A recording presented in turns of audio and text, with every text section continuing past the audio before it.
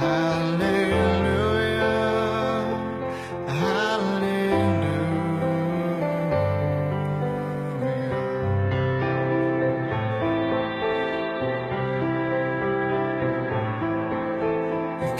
came to Bethlehem, expecting child. They searched the inn to find a place for you were coming soon.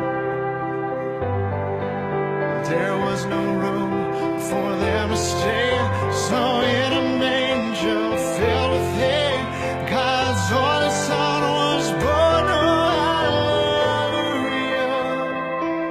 hallelujah,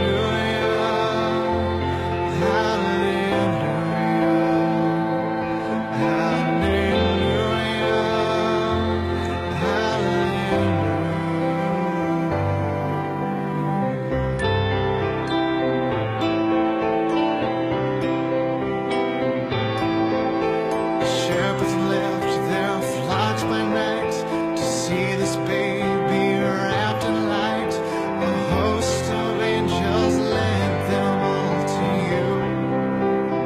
It is my profound honor to be the first president in history to attend the March for Life.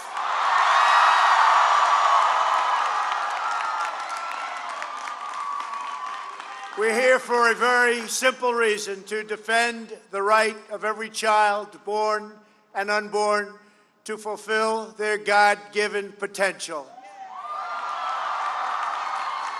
For 47 years, Americans of all backgrounds have traveled from across the country to stand for life. And today, as President of the United States, I am truly proud to stand with you.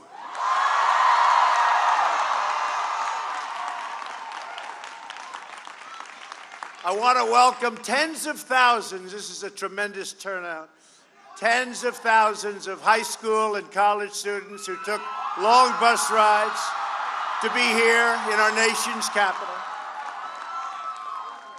And to make you feel even better, there are tens of thousands of people outside that we passed on the way in. If anybody would like to give up their spot, we can work that out. You have a tremendous group of people outside, thousands and thousands wanting to get in. This is some great success.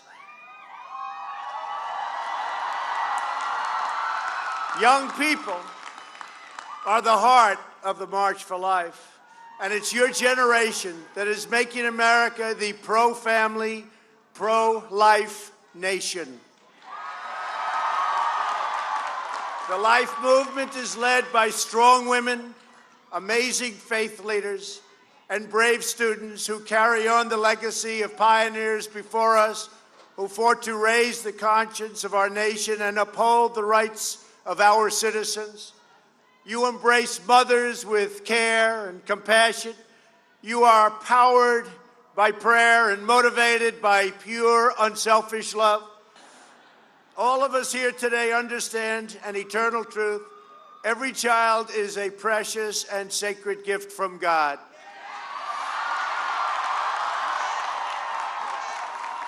Together, we must protect, cherish, and defend the dignity and the sanctity of every human life. When we see the image of a baby in the womb, we glimpse the majesty of God's creation. When we hold a newborn in our arms, we know the endless love that each child brings to a family. When we watch a child grow, we see the splendor that radiates from each human soul. One life changes the world. From my family, and I can tell you, I send love, and I send great, great love. And from the first day in office, I've taken a historic action to support America's families and to protect the unborn.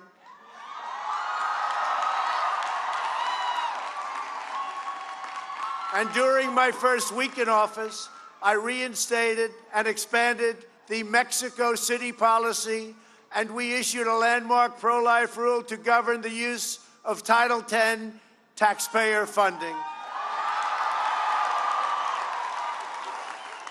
I notified Congress that I would veto any legislation that weakens pro-life policies or that encourages the destruction of human life.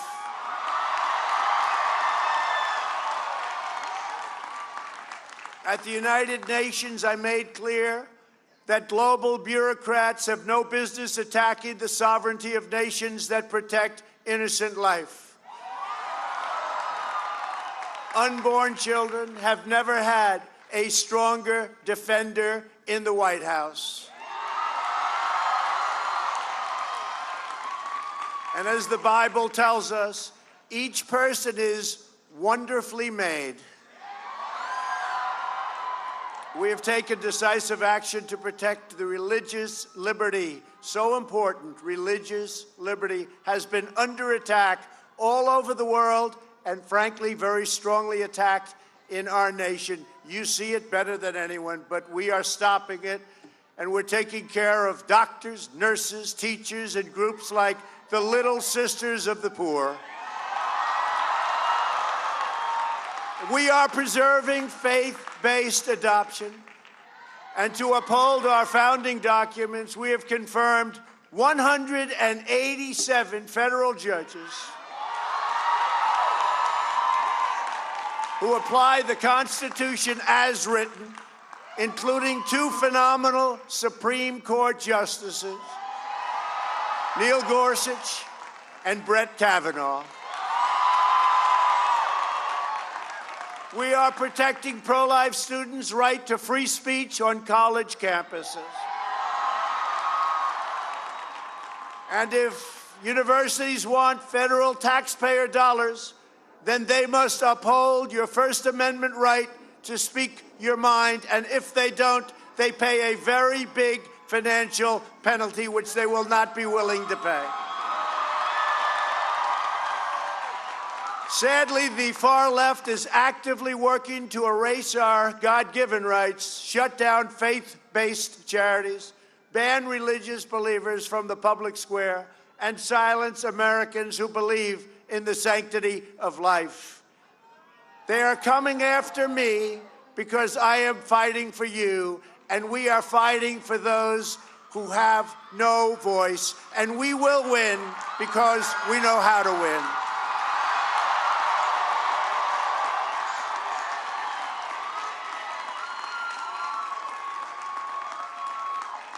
We all know how to win. We all know how to win. You've been winning for a long time. You've been winning for a long time.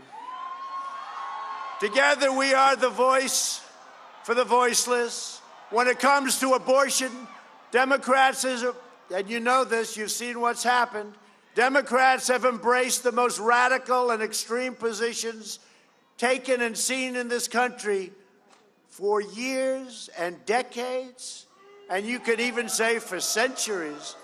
Nearly every top Democrat in Congress now supports taxpayer-funded abortion all the way up until the moment of birth.